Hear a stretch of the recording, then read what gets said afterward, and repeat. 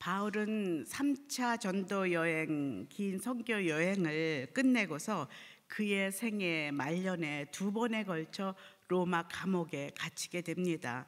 첫 번째 감옥은 사도행전 28장에 셋집에 갇혔다라고 그렇게 기록된 감옥인데요. 그곳에서는 아무 방해도 없이 사람들을 만나 대화도 하고 복음도 전할 수 있었습니다. 그리고 잠시 그곳에서 풀려나게 되고요. 그때 에베소에서 목회를 하고 있는 사랑하는 제자 디모데에게 편지를 쓰면서 목회할 때 어떤 지도자를 세워야 할지, 또 교회 안에서 성도들이 어떻게 살아가야 하는지를 가르치기 위해서 쓴 편지가 바로 디모데 전서입니다. 그리고 바울은 그 후에 다시 2번째로 감옥에 갇히게 되는데요. 그곳은 그 전 감옥과 달리 매우 춥고 어둡고 폐쇄된 감옥이었습니다. 그래서 디모데가 거기 보면 디모데 후서에 내가 추우니 디모데야 올 때 내 겉옷을 좀 가져다 달라 이렇게 표현하고 있는 것을 보면 감옥의 상태가 상당히 안 좋은 상태라는 것을 우리는 알 수가 있습니다. 그런데 그는 그곳에서 자신이 곧 죽을 것임이라는 것을 이렇게 느꼈고 감지하였고요. 사랑하는 디모데에게 마지막 유언처럼 지금 쓴 편지가 바로 오늘 우리가 묵상하는 디모데 후서입니다. 바울이 감옥에 갇힌 이때는 주후 64년경으로 로마 대화재로 인해서 기독교가 핍박을, 박해를 받고 있었고요. 성도들은 그 고난에 대한 두려움과 또 심한 박해로 믿음을 저버리기도 했습니다. 또 교회로 침투한 그 조용히 들어온 이단들과 거짓 교사들은 부활은 이미 지나갔다라는 그런 진리가 아닌 그런 헛된 말로 성도들을 혼란케 하였던 시대입니다. 그리고 실제로 바울의 동역자들 몇 사람도 바울을 버리고 사역지를 떠난 것을 우리 보고 있습니다. 디모데에게 거짓 교사들과 쓸데없는 논쟁을 벌이지 말아라.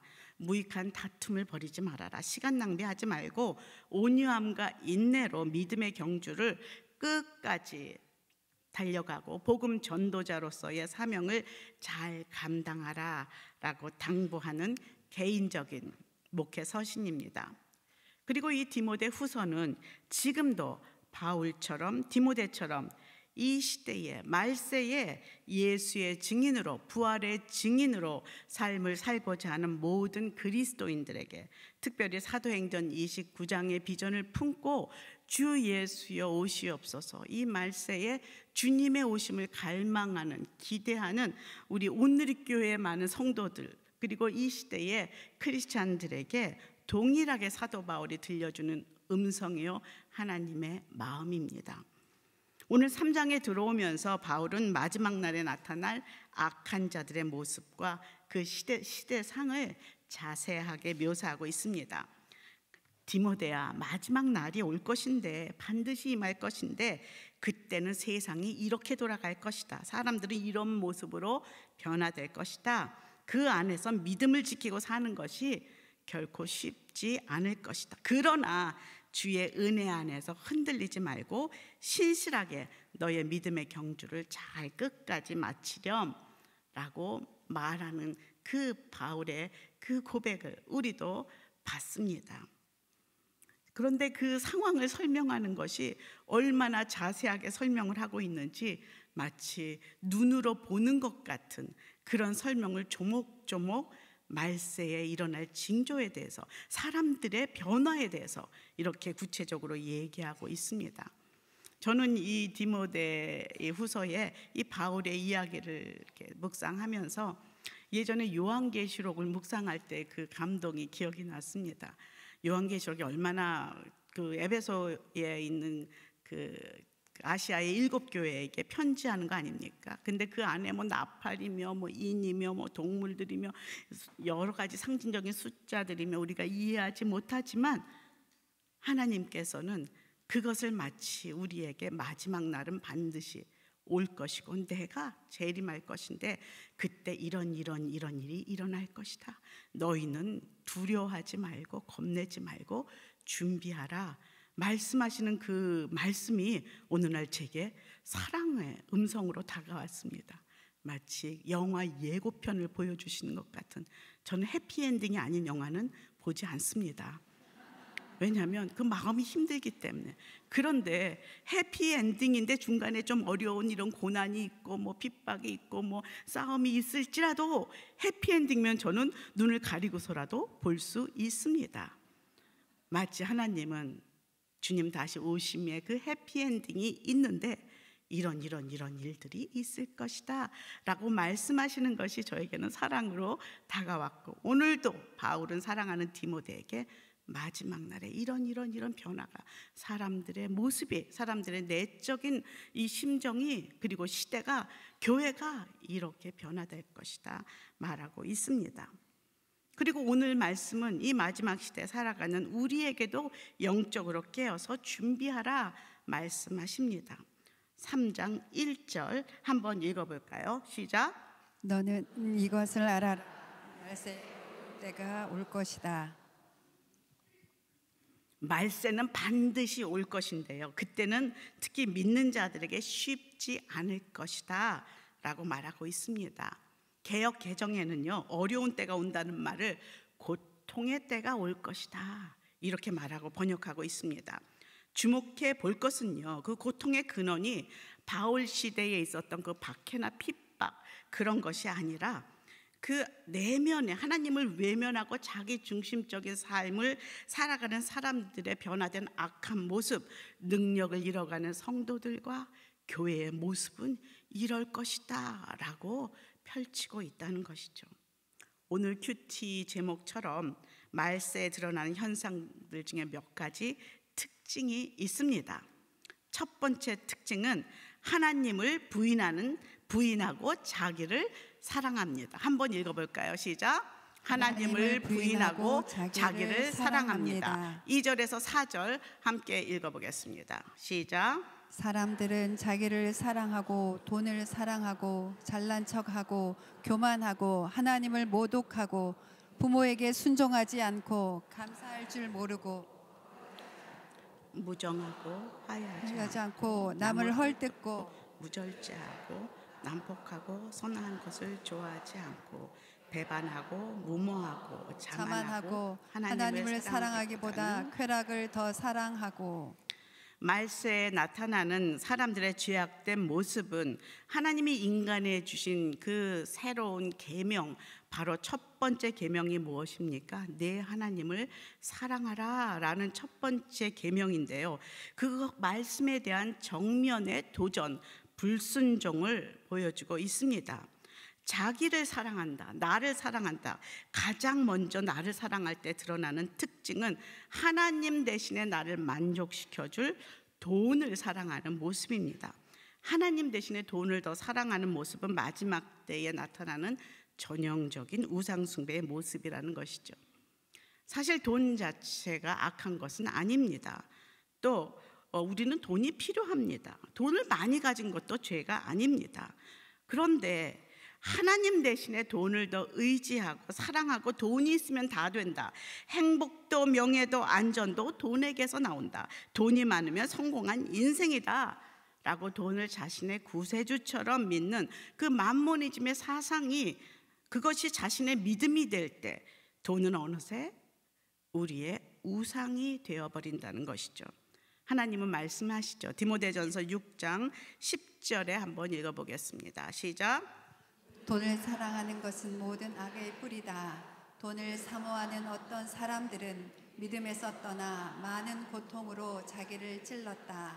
그러기에 그 부자 청년께 나를 따라오려거든 그가 사랑하고 의지하던 돈, 물질을 다 버리고 나를 따라오라 그렇게 하셨던 것이죠. 왜냐하면 그 청년이 돈은 그냥 필요한 물질이 아니라 그가 믿음으로 의지하고 사랑하는 우상이 되었기 때문입니다. 그래서 그 우상을 버리고 나를 따르라는 예수님의 그 콜링에 부자 청년은 그 우상을 버리지 못하고 물질도 하나님도 둘 다 잡고자 하는 그런 모습으로 살아왔기 때문에, 예수님 앞에 섰기 때문에 그는 결국 그 물질을 버리지 못하고 오히려 영원한 구원자 예수님을 버렸던 것입니다. 그래서 우리 예수님께서 그러시지 않습니까? 하나님을 의지하고 믿음의 삶을 사는 것이 그 부자들은 낙타가 바늘귀로 들어가는 것보다 더 힘들다라고 말씀하십니다. 그만큼 늘 돈은 우리들에게, 사람들에게 우상이 될 수 있다는 것을 이미 알고 계신 것이죠. 그래서 우리는 순간순간 매일매일 나의 내면을 점검함이 필요합니다. 나는 믿음으로 고백해야 됩니다. 나가 하나님을 의지하나, 지금 아니면 돈을 의지하는가? 내 인생의 주인이 하나님인가?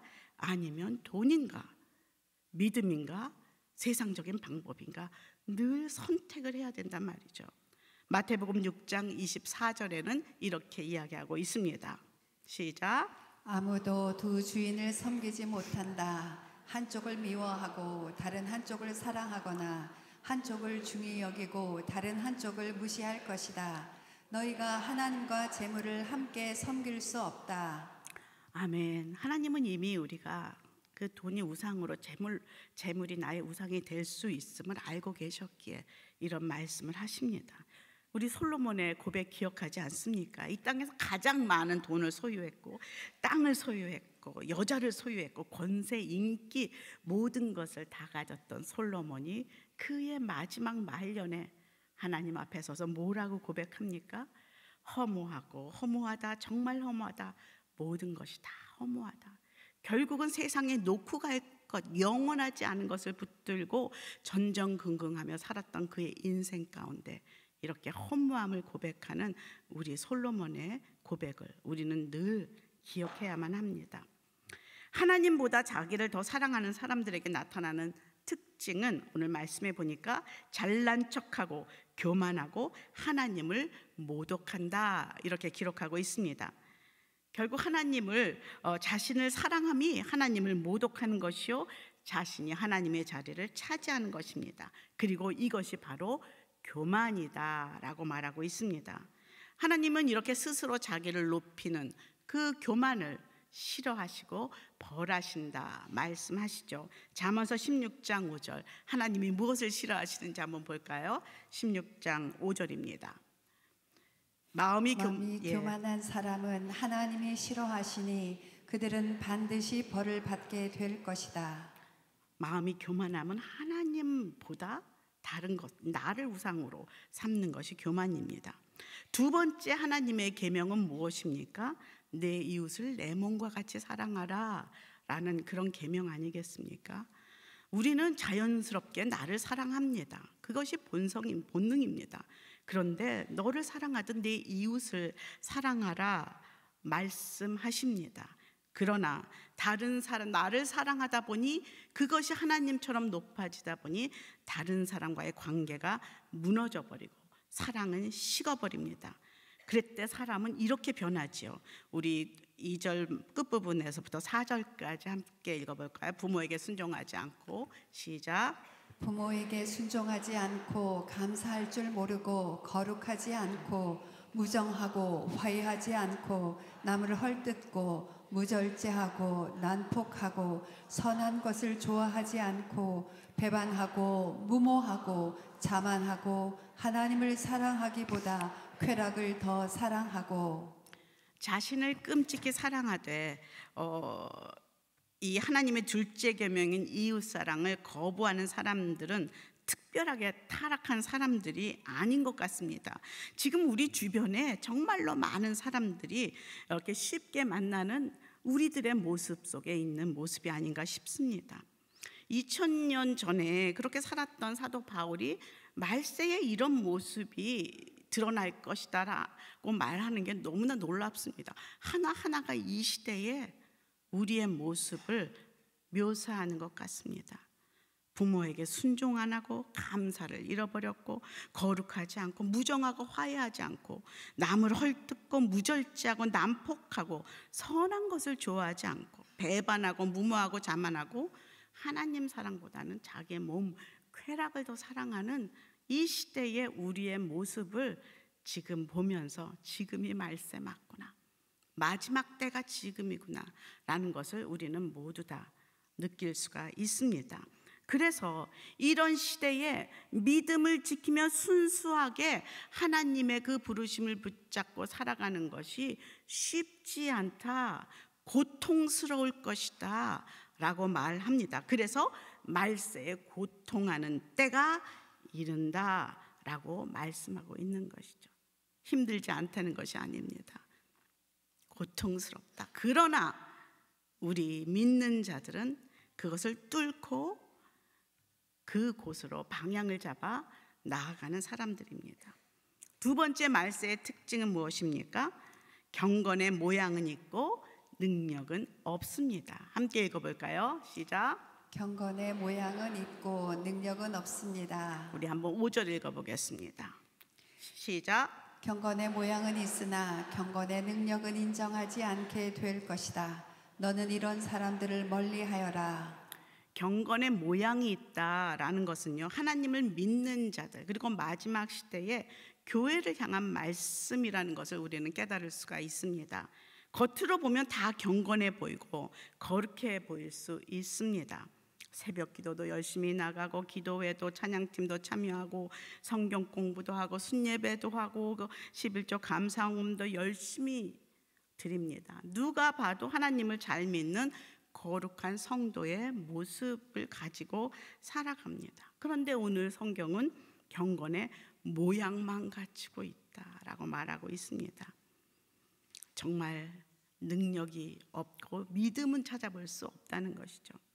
제가 경건의 모양만 있는 사람들의 특징, 내가 믿음을 잃었을 때 어떤 모습이 나타나는가를 좀 적어봤습니다.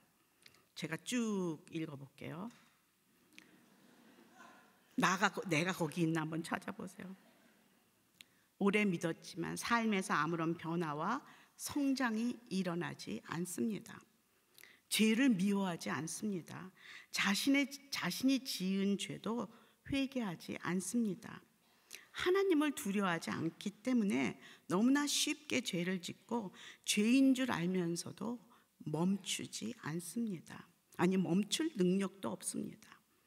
하나님의 뜻보다 자기의 원함과 욕심을 앞세우며 살아갑니다. 하나님의 은혜와 사랑이 아닌 행위와 율법을 강조합니다. 고난이 닥칠 때 쉽게 믿음을, 하나님을 포기합니다. 성령님을 인정하지 않고 다 내 힘으로 하려고 애씁니다. 자신의 타이틀, 목사나 권사나 장로나 어떤 이런 장자리, 이것이 자신의 믿음의 능력이라고 믿습니다. 혼자 있을 때와 사람들 앞에서의 태도나 행동이 전혀 다릅니다. 말씀을 읽지만 순종하지 않고 말씀의 능력을 부인합니다. 기도는 하지만 응답하신 하나님을 기대하지 않습니다. 공예배를 이렇게 다 나와서 드리지만 믿음으로 드리는 일상의 예배, 나의 몸을 산제물로 드리는 거룩한 산예배는 드리지 않습니다. 그래서 세상과 구별된 삶을 살고 있지 않다는 것이죠. 놀라운 것은 예수님의 시대에도 이런 사람들이 있었다는 것이죠. 경건의 모양을 훌륭하게 갖춘 사람들. 그들은 사람들에게 존경도 받았고 인기도 있었고 영적인 리더의 위치에서 영향력도 있었지만 그들을 향하여서 예수님은 이렇게 말씀하십니다. 마태복음 23장 27절에서 28절입니다. 시작. 너희에게 화가 있을 것이다. 율법 학자와 바리새파 위선자들아, 너희는 하얗게 칠한 무덤과 같다. 겉은 그럴듯해 보이지만 속은 죽은 사람의 뼈와 온갖 더러운 것들로 가득 차 있다. 이와 같이 너희도 겉으로는 사람들에게 의롭게 보이지만 그 속에는 위선과 불법이 가득 차 있다. 정말 두려운 것은 이렇게 건건의 모양을 갖춘 그런 사람들 중에 교회의 직분자들이 많다는 것이죠. 교회를 오히려 오래 다닌 사람들이 이 모습을 더 가지고 있다는 것이죠. 그러기에 더욱 두렵다는 것입니다. 정말 말세를 살아가는 우리들 안에 이런 모습이 지금 있는지 늘 확인함이 필요합니다. 내 안에 경건의 능력이 있는지, 아니면 나는 모양만 갖고 있으면서 다른 사람들의 눈치를 보면서 경건의 모양만 붙잡고 살고 있지는 않은지, 매일매일 순간순간 점검이 필요합니다. 여러분 아십니까? 이 능력은 나에게 속한 것이 아닙니다. 바로 능력의 주 예수 그리스도가 내 안에서 살아계실 때, 매일 나와 동행하며 살아갈 때에 그 능력이 내 안에서 작동하고 드러나는 것입니다. 그래서 빌립보서 4장 13절은 이렇게 외칩니다. 함께 읽어볼까요? 시작. 내게 능력 주시는 분 안에서 내가 모든 일을 감당할 수 있습니다. 누구 안에서? 내게 능력 주시는 자 안에서, 예수 그리스도 안에서만 우리가 이 능력을 발휘할 수 있다는 것이죠. 또 하나 우리가 점검해야 될 것은, 내가 시간을 많이 보내는 내 주변 사람들을 돌아보아야 합니다. 혹시 그들이 경건의 모양만 가지고 있는지, 아니면 경건의 능력 안에서 살으려고 그렇게 애쓰며 살아가고 있는지 늘 점검하며 확인함이 필요합니다. 또 내가 속한 교회가 이 마지막 시대의 주의 재림을 기다리고 있는지, 등잔의 기름을 준비하도록 그렇게 성도들을 떼며 가르치고 있는 교회인지, 아니면 무늬만 모양만 그렇게 잡고 살아가는 그런 교회인지 우리는 점검함이 필요합니다. 왜냐하면 우리가 시간을 많이 보내는 사람들과 그 교회와 그 공동체가 우리의 삶에, 우리의 믿음에, 우리의 인생에 지대한 영향력을 미치기 때문입니다. 그래서 저는 막 갈등하는, 막 믿음이 자라지 않고 막 그러는 갈등하는 사람들에게 담대하게 이야기합니다. 너의 믿음이 성장하는 곳으로 가라. 그런 사람들의 곁에 머물라. 기도의 줄을 잡고 사는 사람들 옆으로 가라. 세상 가치관과 신념을 붙잡고 매일매일 우리의 어떻게 성공시킬까 이 얘기만 줄곧 하는 사람들에게서 너의 등을 돌리고 떠나라 말씀합니다. 왜냐하면 성경이 그렇게 얘기하고 있습니다. 너는 이런 사람들을 멀리하여라. 이 같은 자들에게서 네가 돌아서라 라고 강조하고 있기 때문입니다. 담대하게 용기 있게 결단을 하고 돌아서야 합니다. 관계가 있더라도 우리는 내가 믿음으로 온전히 설 수 있는 믿음의 공동체에 속해야 한다는 것입니다. 그래서 나의 믿음이 성장하도록, 매일매일 변화와 성숙이 일어나도록 우리는 그곳에 나의 뿌리를 내려야 한다는 것이죠. 마지막 세 번째 말씀의 특징은 무엇입니까? 거짓 교사들이 사람들을 미혹합니다. 함께 읽어볼까요? 시작. 거짓 교사들이 사람들을 미혹합니다. 6절, 7절 함께 읽어보겠습니다. 시작. 그들 가운데는 남의 집에 살며시 들어가 어리석은 여자들을 유인하는 사람들이 있을 것이다. 그런 여자들은 죄를 무겁게 지고 온갖 종류의 욕심에 이끌려 항상 배우기는 하지만 결코 진리의 지식에 도달할 수 없다.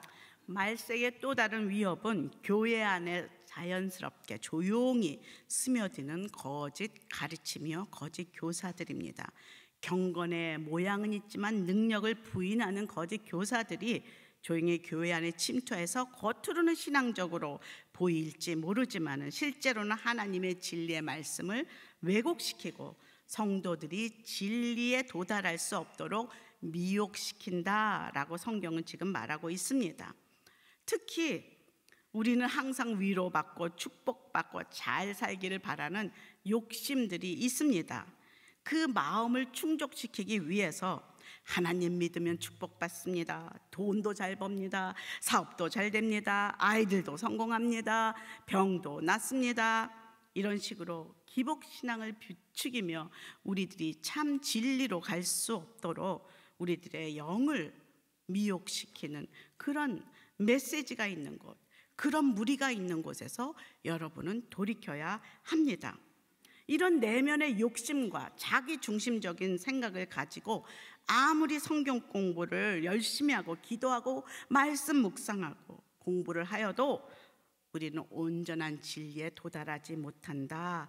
바울은 경고하고 있습니다. 저는 이 7절에 항상 배우기는 하지만 결코 진리의 지식에 도달할 수 없다. 이 말이 얼마나 찔리는지 모르겠어요. 안 배우는 게 아니에요. 늘 가서 성경 공부도 하고 늘 말씀 묵상도 큐티도 하고 늘 기도 모임에도 가지만 그 마음에 내가 가득 차 있으니 모든 말씀이 나 중심으로 풀게 됩니다. 말씀을 묵상해도 나 중심.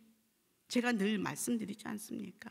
그 여호수아의 땅을 가나안 땅을 정복하라 그런 그 말씀을 붙잡고 내 안에 그 땅에 대한 그 부동산에 대한 욕심을 버리지 못하니 어제 본 그 분당 땅을 하나님이 사라 하시는구나. 이렇게 자기 마음대로 이렇게 묵상하고 이거를 뒤틀려 왜곡하는 것은 진리가 아닙니다. 하나님의 땅을 들어가는 것은 그 땅은 하나님이 왕 되신 땅이요, 하나님의 통치가 이루어지시는 땅에 우리가 들어가는 것, 그 믿음의 그 말씀의 본질을 잃어버리고 내 욕심이 가득하니 말씀이 다 그렇게 막 움직여 보입니다. 말씀을 들으면 나한테 적용하자고 맨날 아이에게 문자 보내요. 이건 우리 둘째가 들으면 좋을 말씀이구나. 우리 남편이 이걸 듣고 변화돼야 하겠는데 내 마음에 뭔가 얘를 가르치고 싶은 이런 내면의 그런 내 생각과 욕심은 말씀을 제대로 파악하지 못하도록, 듣지 못하도록 우리를 미혹한다는 것이죠. 우리는 알아야 합니다. 믿음의 삶은 내가 잘 먹고 잘 사는 것이 아니라 매일 하나님과 동행하는 삶이요, 하나님을 신뢰하고 그 뜻에 순종하는 삶입니다. 믿음의 본질은 나 중심의 형통이 아니라 하나님 중심의 삶인 것을 우리는 잊지 말아야 합니다. 오늘 마지막 구절입니다. 8절에서 9절 함께 읽어볼까요? 시작. 얀네와 얌브레가 모세를 대적했던 것처럼 그들도 진리를 대적한다. 그들은 마음이 타락한 사람들이요 믿음에 실패한 사람들이다. 그러나 그들은 더 나아가지 못할 것이다. 이는 그 두 사람의 경우처럼 그들의 어리석음이 모든 사람에게 명백히 드러날 것이기 때문이다. 아멘. 여기 두 명의 이름이 등장합니다. 얀네와 얌브레. 이들은 출애굽기에 모세가 백성들을 출애굽시키려고 바로 앞에 섰을 때에 지팡이를 뱀으로 만들고 강물을 피로 변하게 하는 그 하나님의 그 기적을 흉내내었던 그 애굽의 마술사들의 이름입니다. 사실 구약에는 이 이름이 기록되어 있지 않지만 전승에는 그들의 이름이 기록되어 있다고 합니다. 결국 하나님의 능력과 기적을 흉내내지만 그들은 거짓 선지자들입니다. 마음이 타락한 사람들이요 믿음이 실패한 자들입니다.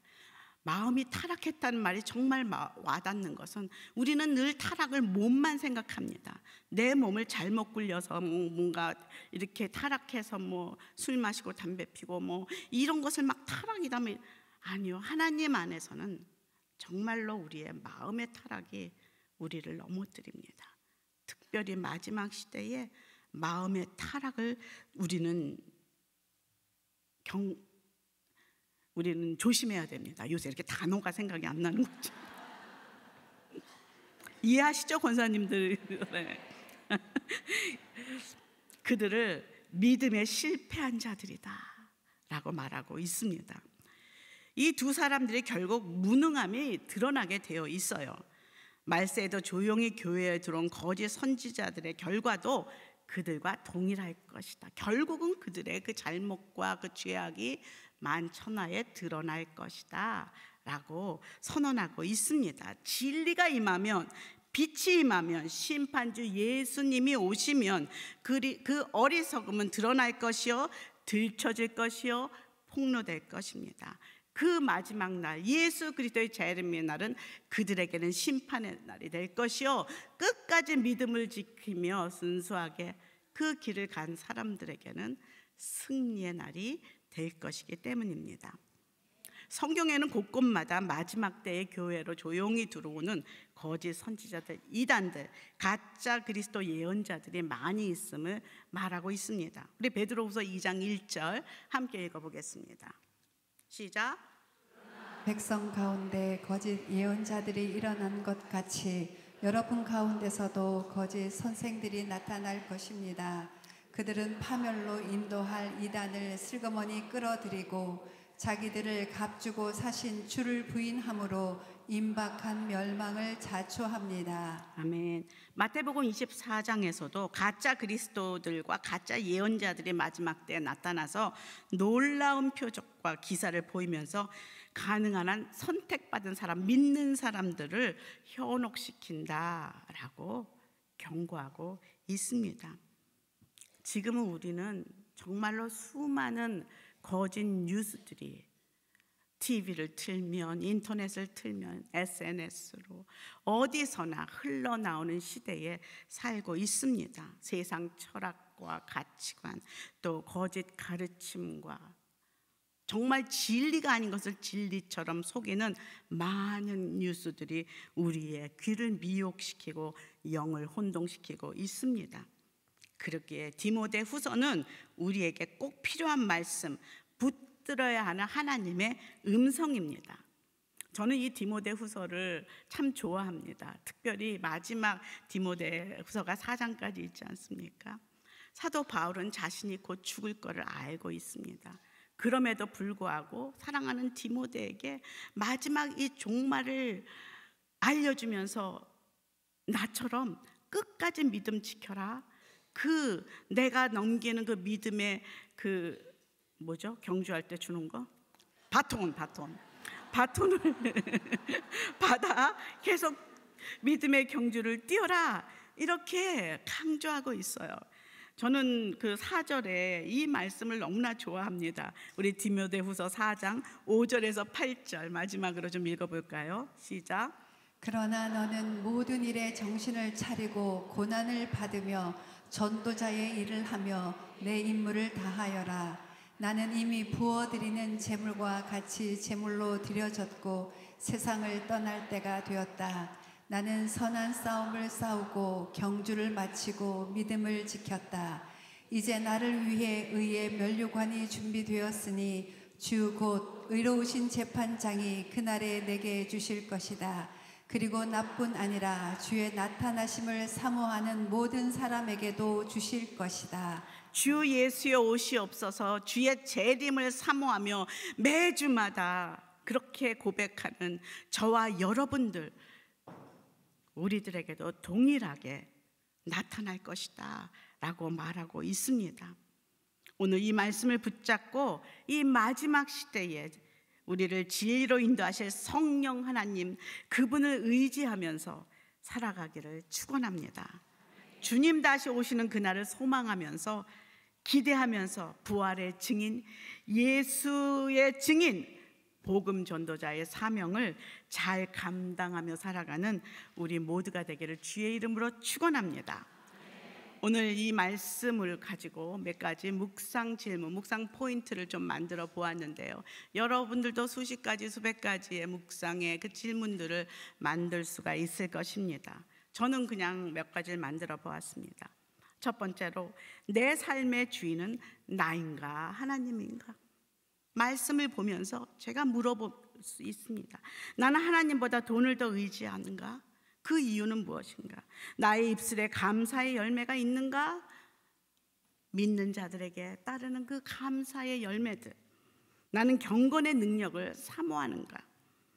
내가 속한 교회 공동체 사람들은 경건의 능력을 사모하며 가고 있는가? 그리고 교회 밖의 이단들에 대해서 나는 잘 알고 있는가? 나는 주의 재림을 기대하고 갈망하는가? 혹시 세상 가치관을 나의 믿음으로 착각하고 있는 것은 아닌지, 우리 아들이 잘 나가서 그걸로 11조를 하면서 난 하나님께 영광을 돌릴 것이다, 이렇게 세상의 가치관을 잡고 하나님이 기뻐하시는 삶은 그렇게 세상에서 잘 나가는 것이 성공한 것처럼 그렇게 믿고 있지는 않은지, 마지막 날 의의 면류관이 기다리고 있다는 것을 갈망하며 그 방향으로 가고 있는지, 오늘 말씀으로 변화되어야 할 나의 말세의 모습은, 내가 놓치고 있는 모습은 무엇인지, 성령의 능력에 의지하며 살아가고 있는지, 다양한 그런 묵상들을 우리는 오늘 말씀을 통해 할 수가 있습니다. 우리 여성 예배에서는 이렇게 그날의 큐티를 가지고 여러분과 나누고 있습니다.